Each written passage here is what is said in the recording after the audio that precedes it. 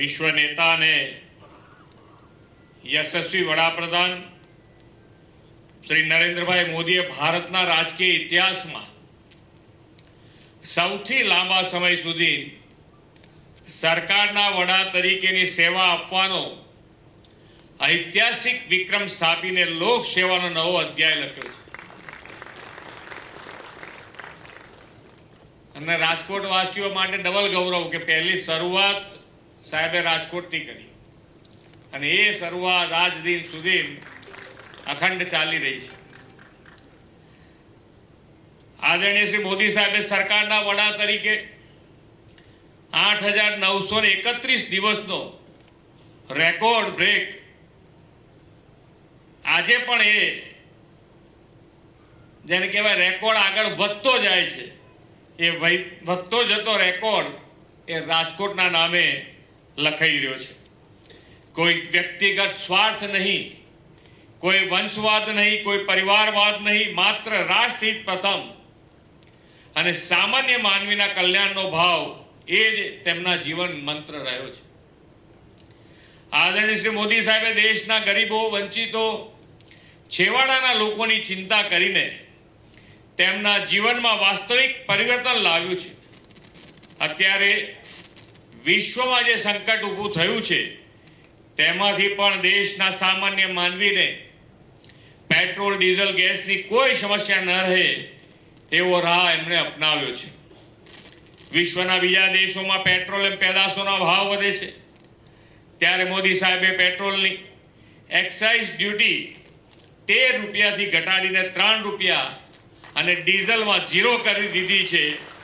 જો સામાન્ય માનવનું હિત હૈયે હોય તો કેવા હિંમતપૂર્વક નિર્ણય લઈ શકાય તે મોદી સાહેબે પુરવાર કર્યું છે. આજે ease of living, earning well, living વેલના જે બે મુખ્ય પાયા ઉપર ગુજરાત આગળ વધી રહ્યું છે એમાં રાજકોટમાં આજે 751 કરોડના વિકાસ કામોની ભેટ આજે મળી રહી છે. અને વિકાસની રાજનીતિ માન્ય વડાપ્રધાન શ્રીએ જ્યારે ગુજરાતના મુખ્યમંત્રી હતા ત્યારથી શરૂઆત કરી. બાકી આપણને ખબર છે કે આજે તમે જુઓ તો કોઈ પણ રાજ્ય, કોઈ પણ જાહેર સભા હોય કાં તો પ્રજાજનોનો કોઈ પણ કાર્યક્રમ હોય તો આજે એની અંદર દરેક રાજ્યમાં વિકાસની વાત કરવી જ પડે. એનો જો કોઈ પાયો નાખ્યો હોય તો એ માન્ય વડાપ્રધાન શ્રી નરેન્દ્રભાઈ મોદી.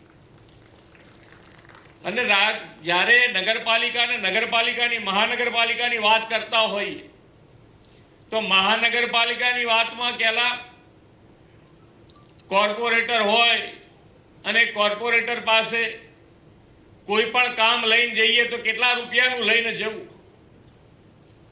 કમિશનર પાસે એક મેઇન હોલ અને મેઇન હોલની કિંમત લગભગ 10,000 15,000 રૂપિયા હોય ને એને પૈસા મંજૂર કરાવવા માટે પણ જો 10 દિવસ લાગતા હોય એવી મહાનગરપાલિકા જે ફાઇનાન્શિયલ મેનેજમેન્ટ જેને કહી શકાય એ ફાઇનાન્શિયલ મેનેજમેન્ટ આખું જો બદલાયું હોય તો એ આપણા દૂરંદેશી માન્ય વડાપ્રધાન શ્રી નરેન્દ્રભાઈ મોદીના હિસાબ. આજે કરોડોમાં કોર્પોરેટર પાસે પણ કોઈ કામ લઈને તમે જતા હશો તો એ કામ લાખો રૂપિયાનું તો હશે, સાથે કરોડનું હોય તો પણ કોર્પોરેટરને કહેતા ખચકાટ નથી થતો. એનું જો કારણ હોય તો એ વિકાસની રાજનીતિ અને ફાઇનાન્શિયલ મેનેજમેન્ટ ગુજરાતનું આજે પણ આખા દેશમાં પહેલા સ્થાન ઉપર છે.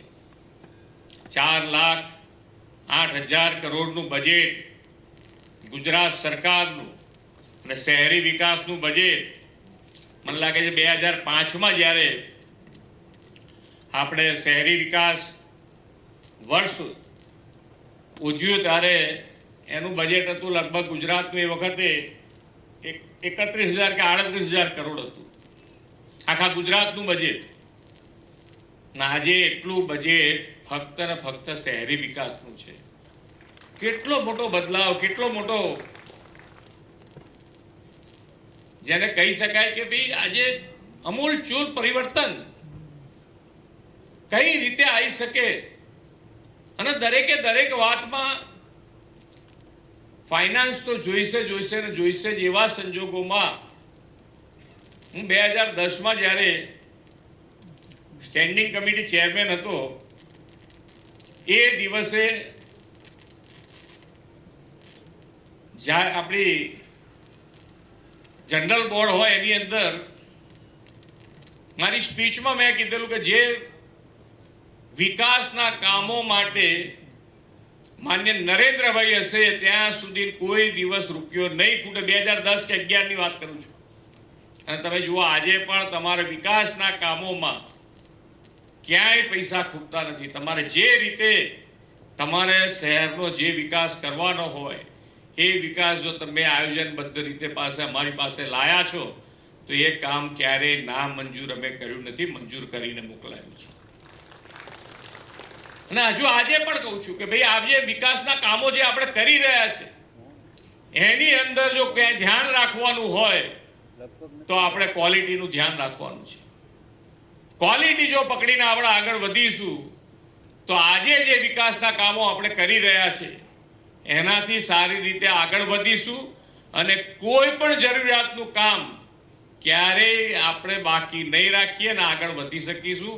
એમાં ફક્ત ને ફક્ત જો તમારા તરફથી સહકાર જોઈતો હોય તો એના માટે કે ભાઈ આપણે ક્વોલિટી ઉપર પૂરતું ધ્યાન રાખીશું. અને ક્વોલિટી ઉપર જો પૂરતું ધ્યાન રાખીશું તો મને નથી લાગતું કે આપણે શહેરને જોઈતા કોઈ કામમાં આજે અહીંયા આગળ કનેક્ટિવિટીના કામો એટલે કે રોડ રસ્તાના કામો લીધા છે.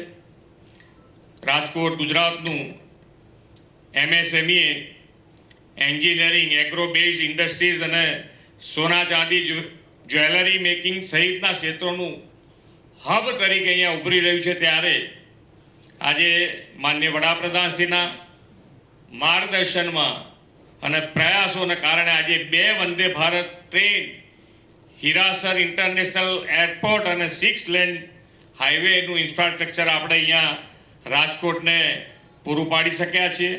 સાથે સાથે રાજ્યની પહેલી એમ્સ હોસ્પિટલની ભેટ પણ મોદી સાહેબે રાજકોટને આપી અને સૌરાષ્ટ્રભરના લોકોને નજીકના સ્થળે આરોગ્યની શ્રેષ્ઠ સુવિધા પૂરી પાડી છે. આજે સૌરાષ્ટ્ર એ આર્થિક ગતિવિધિનું જો કોઈ કેન્દ્ર હોય તો એ રાજકોટ છે. અને જેમ અહીંયાથી હમણાં રૂપાલાજી કહેતા હતા એમ કે જ્યારે 2003માં વાઇબ્રન્ટ ગુજરાત માન્ય વડાપ્રધાનશ્રીએ અહીંયા ગુજરાતમાં શરૂ કર્યું, એ વખતે ગ્લોબલ પ્લેટફોર્મ બિઝનેસ માટેનું એ ગુજરાતમાં 2003માં પૂરું પાડ્યું.